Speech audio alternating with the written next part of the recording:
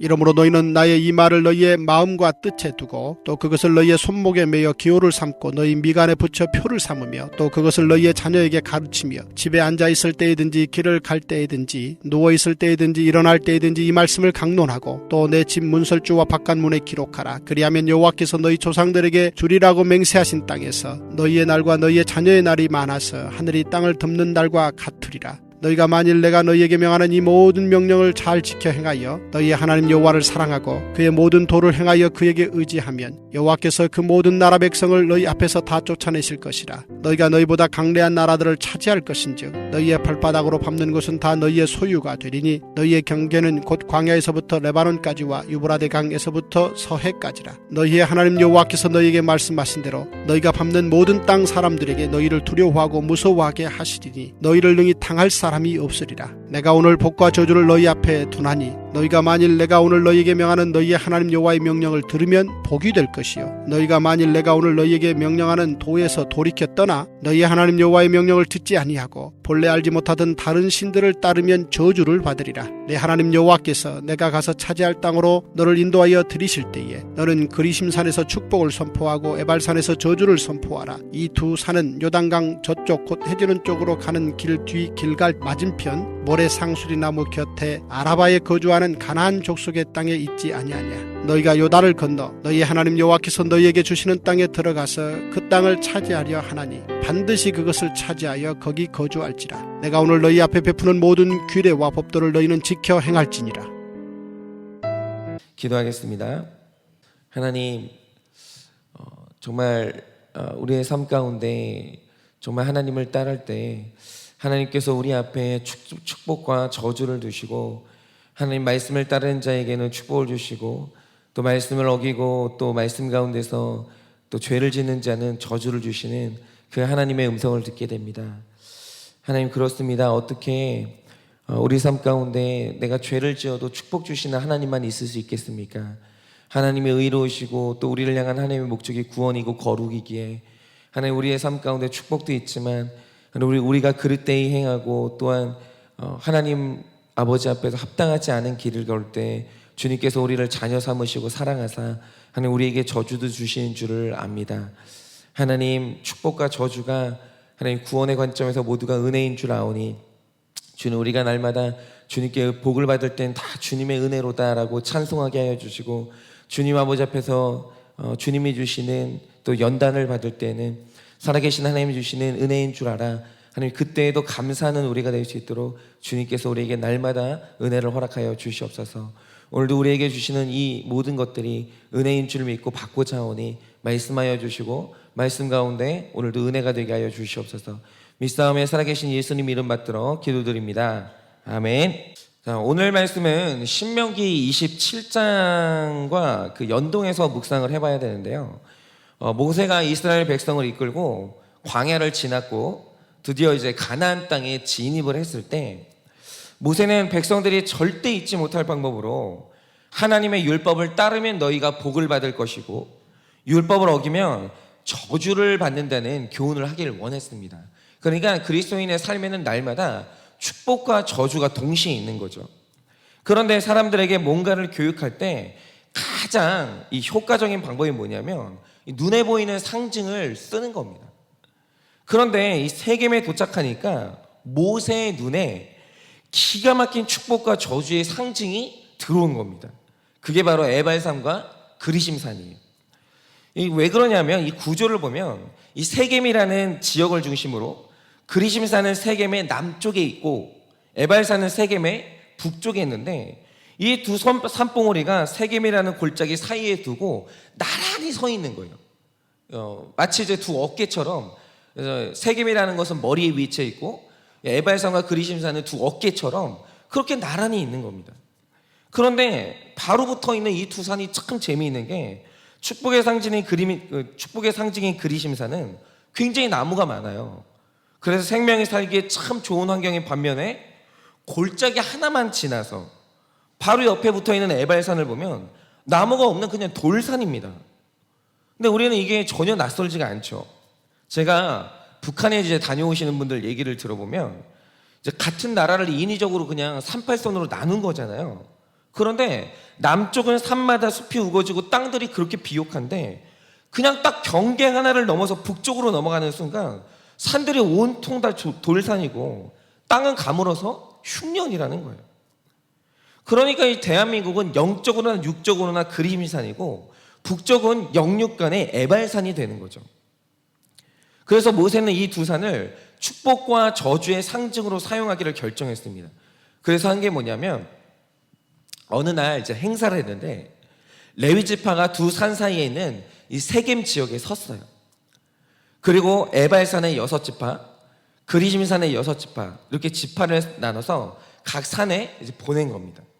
그리고 한 게 뭐냐면 세겜에서 레위 사람이 큰 소리로 말씀을 선포할 때마다 저주의 내용에서는 에발산에 있는 지파가 아멘이라고 하면서 큰 소리로 화답하고 축복의 말씀을 선포할 때 그리심산에 있는 지파들이 아멘 하면서 큰 소리로 화답을 하는데 이게 산이니까 각 지파가 큰 소리로 아멘이라고 외칠 때마다 그 소리가 온 사방에 메아리를 치는 거예요. 그러니 축복과 저주의 상징인 이 두 산과 함께 축복과 저주의 말씀을 잊을 수가 없는 겁니다.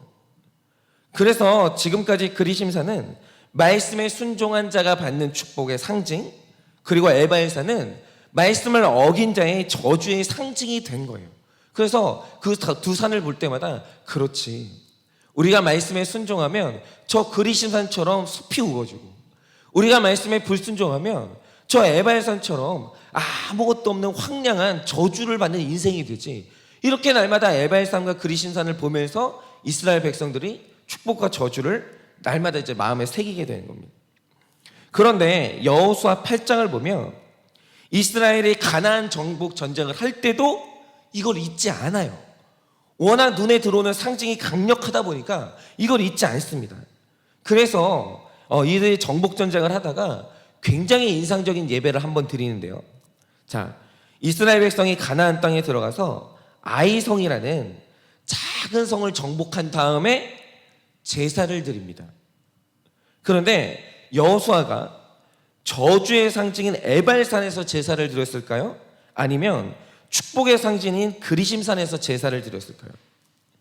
여러분, 이날 아이성에서 아이성 전투를 끝내고 이들이 제사를 드렸는데 승리를 했는데도 저주의 상징인 에발산 위에 올라가서 예배를 드리는 거예요. 왠지 아십니까? 처음에 이스라엘이 이 아이성을 우습게 보고는 하나님께 묻지도 않고 전쟁을 하러 갔다가 처참한 패배를 당합니다. 그런데 말씀에 불순종해서 패배한 이 기억을 절대로 잊지 않겠다고 하면서 저주의 산 에발산으로 가더니 만백성과 함께 죄고백의 예배를 드리는 거예요. 즉 하나님은 우리에게 가장 먼저 받기 원하시는 예배가 뭐냐면 그리심산, 축복의 예배가 아니라 에발산의 예배, 즉 죄고백의 예배를 원하시는 거예요. 사실 왜 이스라엘 백성이 아이성과의 전쟁에서 왜 그때 패배했었습니까? 그것은 뭐냐면 아간이라는 사람이 손대지 말아야 될 하나님의 물건을 훔쳤던 그 죄 때문에 대패를 했어요. 그런데 이런 이스라엘 백성이 어떻게 다시 아이성 전투에서 두 번째는 승리할 수 있었는가? 그것은 뭐냐면 아간이 자기 죄를 고백하고 죽음으로써 자신의 죄값을 치렀기 때문이에요. 여러분, 지난날 어떤 죄를 지었더라도 그것을 숨기는 것이 아니라 고백하고 수치를 당하고 죄값을 치르면 하나님은 어떤 죄라도 용서하시고 반드시 하나님께서 다시 승리를 회복시켜 주신다는 거예요. 그러니까 이런 겁니다. 어떤 죄를 지었다 하더라도 죄를 고백하는 에발산 위에서 다시 한번 하나님 앞에 아멘하면 다시 축복을 받게 되는 거예요. 여러분, 그래서 에발산의 예배, 죄 고백의 예배는 너무너무 중요한 겁니다. 여러분, 그런데 우리가 정말 안 되는 게 있어요. 그게 뭡니까? 에발산의 이 고백. 에발산으로 올라가서 여러분, 그 산에 올라간다는 게 뭘 뜻합니까? 내가 에발산으로 올라가면 저 사람이 뭔가 죄를 지었구나. 만백성 앞에서 죄를 회개하는, 노출되는 그 회개를 하는 거예요. 오픈을 하는 거예요. 그런데 이 에발산의 고백, 만인 앞에서, 내가 잘못된 그 사람 앞에서 오픈하면서 내가 잘못했다, 미안했다, 이 한마디를 하는 게 너무너무 힘이 드는 거예요. 솔직히 우리 인생의 모든 문제, 특별히 부모와 자녀 간의 문제, 그리고 부부 간의 문제는, 그리고 거의 모든 인간관계 문제는 잘못했다, 미안하다, 그 말 한마디면 해결되는 문제가 대부분이에요. 그냥 그 말 한마디면. 부모가 어떤 잘못을 했든지 간에 자녀들은 미안하다는 부모의 애발산 위에서 하는 그 고백 한마디면 용서할 준비가 다 되어 있어요. 모든 인간관계가 다 그렇습니다. 굉장히 간단해요. 애발산 위에 올라가서 내 입 밖으로 미안하다, 잘못했다, 이 말 한마디를 하면 되는 거예요. 그런데 왜 많은 가정들이 상처가 아물지 않고, 왜 많은 인간관계가 그냥 그 한마디면 되는데 깨어지는 이유가 뭡니까? 이유는 딱 하나입니다. 그냥 애발산 위에 올라가서 미안하다, 잘못했다, 이 한마디를 하지 않아서 끝내 자존심 때문에 우리의 모든 인간관계가 무너지는 거예요. 솔직히 저는 어린 시절에 아버지와 함께한 기억이 없어요. 추억이 없죠. 제가 기억하는 날 한 6살 때까지는 아버지께서 부목사로 사시면서 아침에 나갔다가 늘 어두울 때 들어오셨어요. 뭘 그렇게 하시는지 모르겠는데. 그리고 개척을 한 이후부터는 아예 교회에서 주무셨기 때문에 아버지와 함께 대화를 오래 한 기억도 없습니다. 근데 이거를 가만히 이제 분별을 해봤어요. 아버지는 내가 너희를 하나님한테 맡겼다 이렇게 하시는데, 가면 이제 제가 분별을 해보면, 그러니까 뭐 섭섭한 감정 이런 거 다 배제하고 분별을 해보면, 아버지는 저희를 이제 하나님한테 내가 너희를 맡겼다라고 하시지만, 사실 자녀 교육을 하면서 제가 이제 그 책을 읽어보면, 아빠가 자녀와 관계를 맺을 때 딱 몇 시간을 요구하냐면 15분을 요구해요. 그러니까 딱 15분만 최선을 다해서 놀아주면 자녀 결핍의 많은 부분이 해소가 된다는 거예요. 그런데 제 아버지는 그 15분도 할애를 안 했어요. 그래서 냉정하게 이걸 분별해 보면 이것은 사실 하나님께 맡긴 것을 넘어서서 이 자녀들을 방치하는 게 맞아요. 그러니까 맡기는 것과 방치는 다른 겁니다. 그러니까 저도 예를 들어서 제 딸에게 15분도 할애하지 않으면서 내가 너를 하나님께 맡긴 거야 라고 말하면 안 되는 거예요. 어떤 사명을 가졌어도 부모로서 최소한의 역할을 반드시 해야 되는 거예요. 그러니까 이것도 안 하고서 하나님께 맡겼다고 말하면 안 되는 거죠. 그래서 사실 우리 가족들은 이 아버지에 대해서 해결되지 않는 상처가 다 있어요. 그런데 이런 말을 자주 드리거든요. 아버지한테 자주 드리는데 여전히 아버지는 저희한테 미안하다는 말을 안 하세요. 기대도 안 합니다. 이제는 이게 제가 이제 40이 됐는데 40 돼가지고 6살 때 일을 가지고 아버지한테 사과하라고 그런 얘기를 뭐하러 하겠어요. 그러니까 제 아버지가 제일 못하시는 말이 뭐냐면 이 에발산의 언어예요. 미안하다, 잘못했다, 이거를 제 아버지도 못하고 아마 제 아버지 세대 어르신들은 이걸 정말 못할 것 같아요. 그리고 우리 삶 가운데 그렇죠, 끝내 이 말을 듣지 못하는 사람들이 너무 많죠. 그러니까 우리 권사님 말씀을 들어보면 아버지한테 씻을 수 없는 상처를 받았는데 이제는 그 아버지가 돌아가시고 없는 거예요. 그토록 미안하다, 잘못했다는 말을 듣기를 원했는데 이제는 그 말 들을 길 자체가 없어져 버렸어요. 돌아가셨으니까. 우린 다 그렇죠. 그러면 여러분, 이 문제가 해결되는 방법이 뭘까요? 방법은 딱 하나입니다. 아버지가 올라가지 않은 에발산을 내가 올라가면 되는 거예요.